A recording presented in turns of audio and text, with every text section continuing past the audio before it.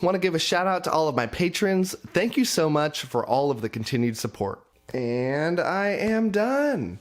Okay, so I just finished up reading The Wolf by Leo Carew. This is the first book in the Under the Northern Lights series, and I want to give you my unedited thoughts upon finishing this book, which was just right now. So, listen. No. Get closer. Come on. Get closer. Go buy this book. Go get this book. This is amazing. I don't get why more people aren't talking about this thing. I haven't felt this exact feeling since I finished up reading The Forgetting Moon by Brian Lee Durfee. And that feeling is, why are more people not talking about this thing? Why is this not blown up yet?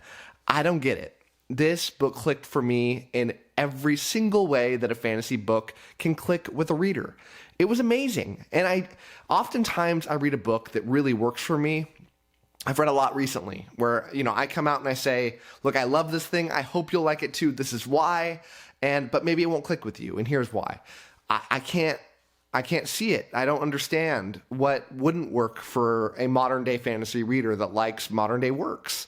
Because it's just amazing. It blew me away.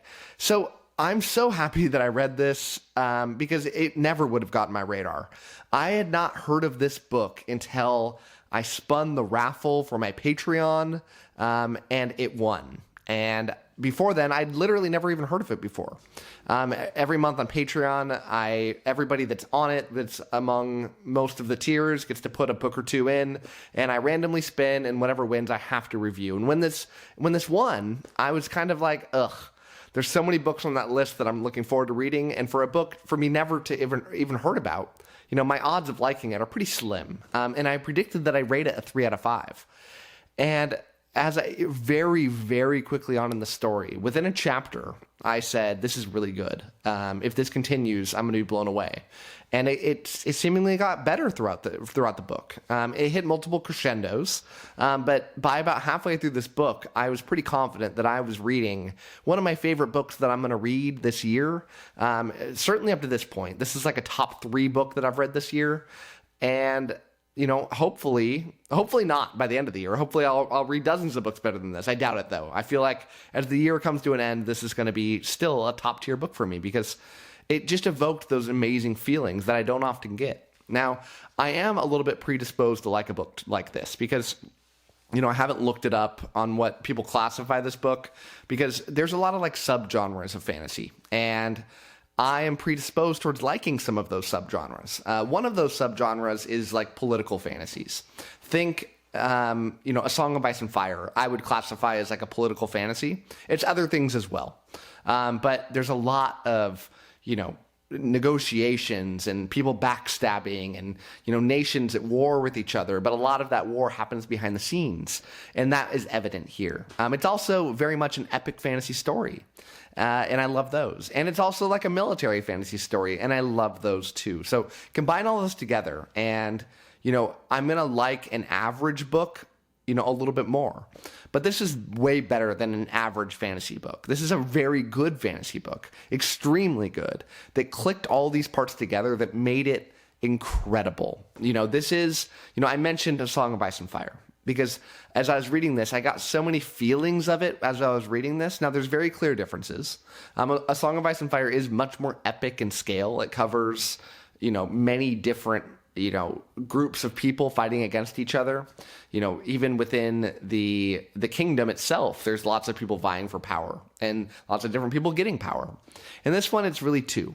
You've got the Northerners, which are a human-like race, but they're larger than a normal human, not like what we'd think of as giants. They act like humans, they talk like humans, but they're bigger than everybody else, and they live for a lot longer. They're stronger, and then you have these Southerners who live on the southern end of the continent, and they're just like us. And at the beginning of the story, I'll go over some very, very basic plot threads here. I don't think I'm ruining anything at all, so I'm not even going to say these are spoilers because everything that I'm going to say here happens in the first chapter or so. But right away in the story, you have the people from the perspective of the Northerners. They are about to enter an enormous war against the Southerners that's on their home soil. and they know they're going to win. They know they're going to win because they've never lost. They never retreat. They always succeed. And right away in the battle, the ruler dies, and of the side that we have the perspective of. The perspective we have is that ruler's son.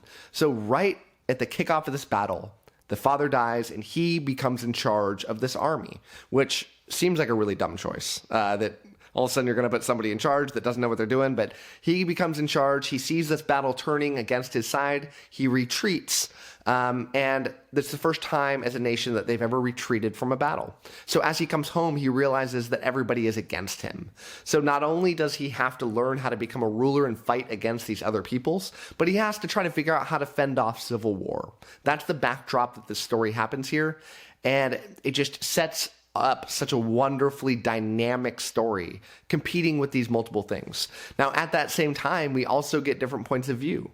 The major other point of view we get is from the leading general from that Southern army. So we get to see the quote-unquote good guys and the quote-unquote bad guys. I use quotes because, if you read, modern fantasy, there are no good guys and bad guys unless you're reading like a Sanderson book. And that's not even true for all of his books either, but a lot of them. But you get to see both sides, and it humanizes both sides. And then you get another perspective of somebody I don't want to ruin for you because I really encourage you to read this book. But it's heart-pounding. It's a very smart book. I thought the characters were very realized. There are faults in here, very minor ones that are very much overshadowed by the good things. But the main character here is, doesn't really set himself apart from a lot of other main characters. He feels a little cookie cutter, but he's well written. Not incredible, but well written. I think the other characters are extremely well written, especially some of the companions that he has in this story. And his main enemies, I think, are very well realized. The writing quality here is very top notch. The fantasy elements here are very minor in scale. I mean, this reads more like a military type book that doesn't use anything special. There are fantasy things in it, but it feels like a historical fiction in a lot of ways, which works for me. I'm a big historical fiction guy, but it very much does have fantasy things in it. The plot is the strong point here. I thought the plot was very well executed. As I'm reading a lot of these books that do kind of follow that kind of political type thing, I oftentimes find myself rolling my eyes a lot in books on, why would a character make this decision? This doesn't make sense. That wasn't the case here. Lots of times my expectations were totally subverted. I thought that was great. The main character does do a little bit of internalizing too much of his thoughts at times. So you're not, it doesn't leave a lot of guesswork for the reader, but there's one big time when that doesn't happen. In general, extremely well laid out, but the plot is just incredible.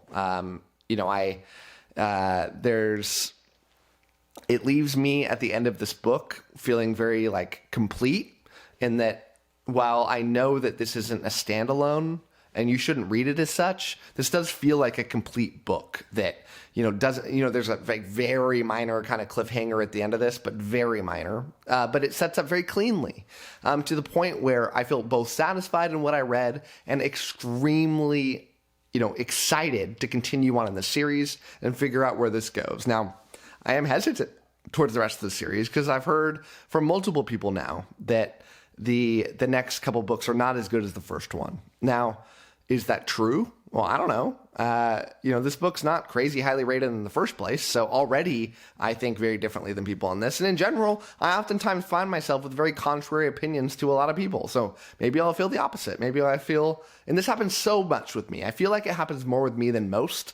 And I don't know why that is. I think one reason it might be for me is that I insulate myself from the plots of stories before I read them. I go in blind. What I knew about this book when I went into it is that it's named The Wolf and it's by Leo Carew. That's it. And what I know about the next one is I don't even know the name of it. I know it's by Leo Carew and I know the series name. That's it. I do know some people said that they didn't like it as much. I don't know why. But yeah, we'll see. I find myself as the contrarian for fantasy booktube, not on purpose. I don't know what it is, but I like it sometimes. A lot of times that's to my benefit. And obviously sometimes that is a very negative thing when I end up hating books that everyone seemingly loves. But I'm, not afraid to state my opinions, and very much not afraid to tell you that this book is criminally underrated. And I insist that you go pick it up. Now, I don't know that there's a fantasy fan out there that I would say don't get this, but I will say that if you liked A Song of Ice and Fire, and you liked A Song of Ice and Fire more for the military aspects of it, not so much like the battles themselves, but the idea that you have these groups coming to war, they have different sides, and you don't know who's going to come out on top, then you have to read this. It's perfect for that type of reader. If you want a relatively concise story, this isn't very long. I don't know the exact page count, but I feel like it's in the 500-page realm, which is not huge for a fantasy book by any means, especially when it's more epic in scope. You often find those stories ending up in the 700, 800 plus range, and that's not here. So you can fly through this thing.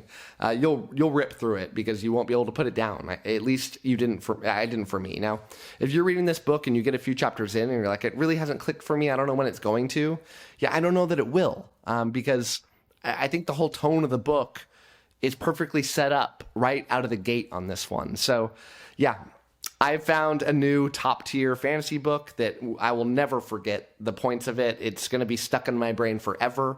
I cannot wait to continue on this series. I hope very much that I'm able to recommend the future books to you, and you can bet that I'm going to be reviewing them in the near future because I won't be able to stop thinking about this one. So I'm going to end things off there. Thank you so much for watching this review. Go buy this book. And as always, happy reading to you. Thanks again to all my patrons, with a special shout out to my Ascendant tier and Librarian tier patrons: Anna G, Ben, Brian, CJ, Darren, My Book is Lit, Nathan T, Nev's Book Channel, Ron Reich, Russell, Ryan L, Anna, Andra, Ben, Blair, Brock, Evan, Fanixan, Jamie, Jeff Pixler, Maria, Michael Sugarman, Sky, and Zion.